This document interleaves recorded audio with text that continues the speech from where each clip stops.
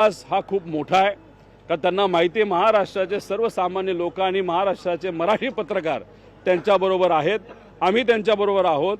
काल त्यांच्या बंधूंशी बोलणं झालेलं आहे, वकिलांशी बोलणं सुरू आहे आणि लवकरच त्यांना त्या जेलमधून बाहेर काढण्यासाठी आपण सर्वजण प्रयत्न करत आहोत। पण त्यांचा जो लढा आहे, ज्यांच्यासाठी त्यांनी लढा लढला, तो लढा आपल्या सर्वांना मिळून त्या ठिकाणी पुढे न्यावा लागेल। आज उद्या बजेटची चर्चा आहे, तिसऱ्या दिवशी या बाबतीत आम्ही काय करणार आहोत स्पष्टपणे आम्ही परवा नक्कीच या बाबतीत बोलू। दादा, शिंदे आणि गणेश नाईक यांचा विवाद अजून पुढे वाढत जाताना दिसतो आहे। गणेश नाईक यांनी मागणी केलेली आहे की 13 गावं ही कल्याणमधनं वगळण्यात यावी आणि तसं पत्र त्यांनी आज मुख्यमंत्र्यांना दिलेलं आहे। कल्याण डोंबिवलीवर खासदार जे आहेत ते शिंदे साहेबांचे सुपुत्र आहेत, कुठेतरी हा अंतर्गत वाद आता पुन्हा एकदा चव्हाट्यावर येताना नाही, नाईक साहेबांना न्याय हा सीएम साहेबांकडे मिळेल असं आम्हा सगळ्यांना तिथं वाटतं।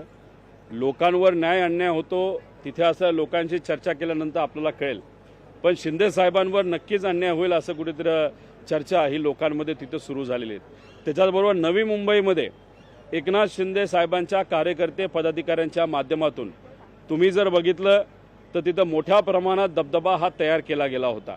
नाईक साहेबांना मंत्री कशामुळे केलेला आहे की तिथला जो शिंदे साहेबांचा दबदबा आहे हा कुठेतरी कमी व्हावा। आता काल जर तुम्ही बघितलं तर काल ज्यांचा प्रवेश काँग्रेसमधून शिंदे गटामध्ये झाला ते म्हणजे आपले दंगेकर साहेब। खरं तर अशी चर्चा आहे ती त्यांनाच माहिती, दंगेकर साहेबांना बीजेपीमध्ये जायचं होतं, पण बीजेपीमध्ये जे तिथले उमेदवार आहेत आमदारकीचे ते थोडे स्ट्रॉंग असल्यामुळे आणि सगळ्यांना आता अंदाज आलेला आहे की 2029ला ही जी महायुतीमधले सर्व पक्ष ते वेगळे वेगळे लढणार आहेत, त्यामुळे मग बीजेपीमध्ये गेलं तर आपला कुठेतरी तिकीट कट होऊ शकतं, शिंदे गटात गेलं तर 2029ला आमदारकीला आपल्याला उभं राहता येईल असा विचार कदाचित दंगेकर साहेबांचा असल्यामुळे, आणि हे फक्त हितच झालं असं समजू नका, हे बऱ्याच ठिकाणी सुरू आहे।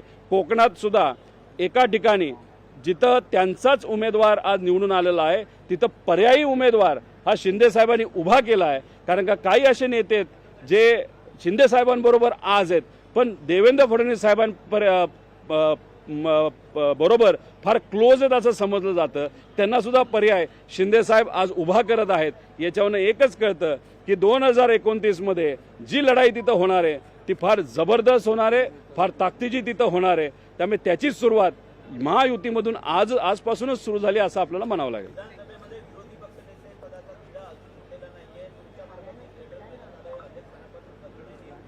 काल या बाबतीतली चर्चा महाविकास आघाडीतले सर्व नेते हे अध्यक्षांची केली होती असं आम्हाला कळालं। चर्चा झाली पण त्यातून काही निघालं नाही निघालं हे नेतेच खरं त्या बाबतीत सांगू शकतील।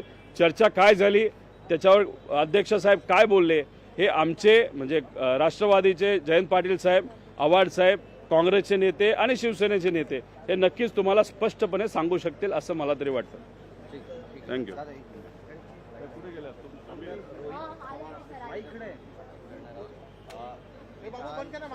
विरोधी पक्ष नेता नाहीये तो मिळेल की नाही याची शाश्वती संविधानावर खऱ्या अर्थाने विश्वास असेल